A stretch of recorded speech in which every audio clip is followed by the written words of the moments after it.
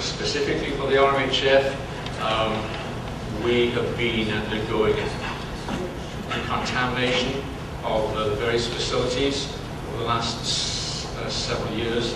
We've been shipping out waste, as I say, and again, as Brian said, since the last 15 years or so, it's been used as a staging area for the radioactive waste from other facilities that were demolished and decontaminated, and we use the RMHF for both characterizing and packaging radioactive waste.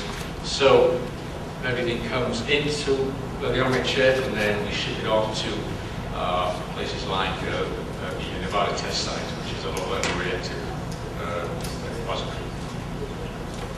So I don't know off the top of my head how much waste we get shipped out, but as I said, we estimated 100 million curies, we're down to 3. That's 99.999% has gone away. And so can you explain what an environmental impact statement is? That what Dan had mentioned before. For instance, can you explain the difference between the EPA's assessment of safety of the site after plans of cleanup to the levels that you're suggesting here? Why they would make statements such as that, like the difference in evaluations about risk factors between those underlying the plan that you propose here and EPA's assessment. So step number 1 is, what is an environmental impact statement?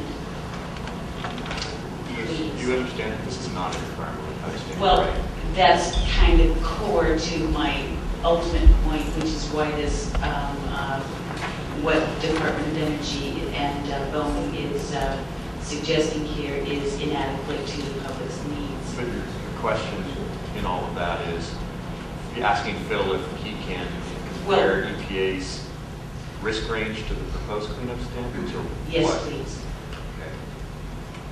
I would say that's core. What are you going to clean it up to versus what EPA would clean it up to? For instance, Dan asks for, and that's one of the questions here that I'll be able to check off my list. Dan asks for cleanup to EPA residential 5 and agricultural. I would further say he's asking for rural. RA5A. RA5A. I would go further and say that the minute that your corporation takes this land back into its hands, it's going to be quote unrestricted, and that means $1 million an acre as residential. How long is that stuff going to stay cow pasture? Momentarily, I would say. So I certainly would say that health and human protection would be to consider it at EPA residential standards. So your comment is also... My comment, and please, Phil, can you explain the difference between more than what Dan says? How about, let's be realistic here, within 5 years, that's all an offshoot. How many here know about Dayton Creek and the entire contaminated residential planned area? It is absolutely relevant. I just want to make sure I understand what you're trying to say. There are lots of properties, yes, there are lots of properties that are currently under contentious development coming in all of the offshoots of Rocketdyne. So let's talk about the SSFL itself. The moment Department of Energy has its way with its current plan, the RMHF is only one last cancerous cell of it. I'm talking about the entire E.P.A. I'm talking about the entire fact that an environmental impact statement, which I would like Mr. Rutherford to explain because surely he knows it better than I do. So all of my questions do link. Because let's be realistic, that place is going to be $1 million view homes within 3 years. So, Mr. Rutherford, please, you explain the difference between the standards, the standards which you will set after these meetings, after these comments are over. Let's be conservative and say the standards that you have proposed at the previous cleanups, which is 10 to the minus 6 if you guys get there, pretty much. We'll look for 10 to the minus, we'll look for 10 to the minus 6 if we can. 10 to the minus 4 will satisfy us just fine. Please, Phil, why would the EPA say something like this land under proposed cleanup levels, assuming that those are the same ones that you're going to use because we don't know? Why would EPA say something like this land will only be in certain places, will only be good for day hikes? What is the difference between EPA residential standards, which I, Elizabeth Crawford, in all of my capacities, from human being to all the jobs I've had, certainly say is going to be applicable when you guys are finished with your cleanup? Please describe the discrepancy. Use numbers, use process, whatever. Thank you. I'll step aside. It's critical to this last one chance to have comments. Go ahead. Okay, let me try to answer what I think your question is, and also maybe at the same time answer some of the statements and comments that Mr. Hirsch made earlier on. Mr. Hirsch said the EPA requires you to use a land use scenario which would result in the lowest permissible soil concentrations. And that would be agricultural or rural residential. That means the same thing. The Boeing company has no intention of allowing Santa Susana to be used for agricultural purposes. It will impose institutional controls to prevent that, as it will to put institutional controls into using groundwater. CERCLA does not require you to use the most restrictive land use scenario.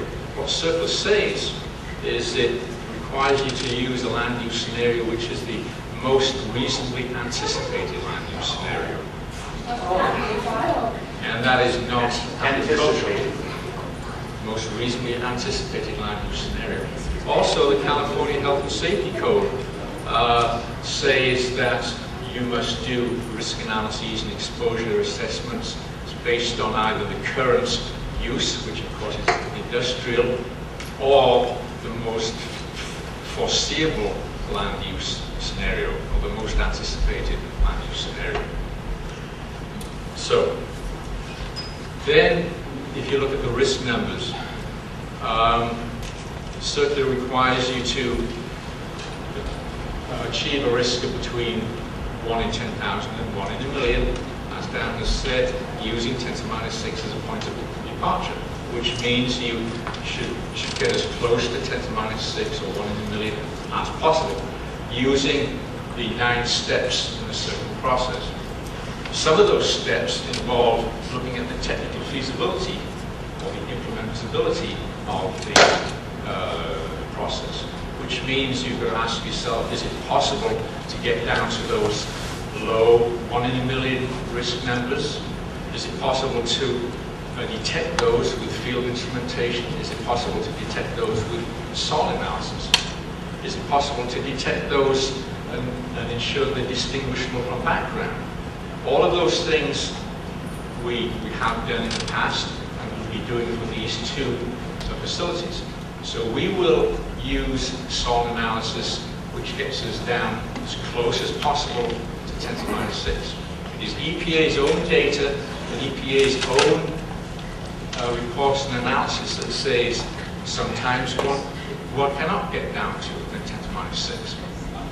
Let me finish, please. I enjoy your testifying here as going with E.P.A. here. You finish, then I'll correct it, and then we should let the public make the comments for them. Boeing testifying.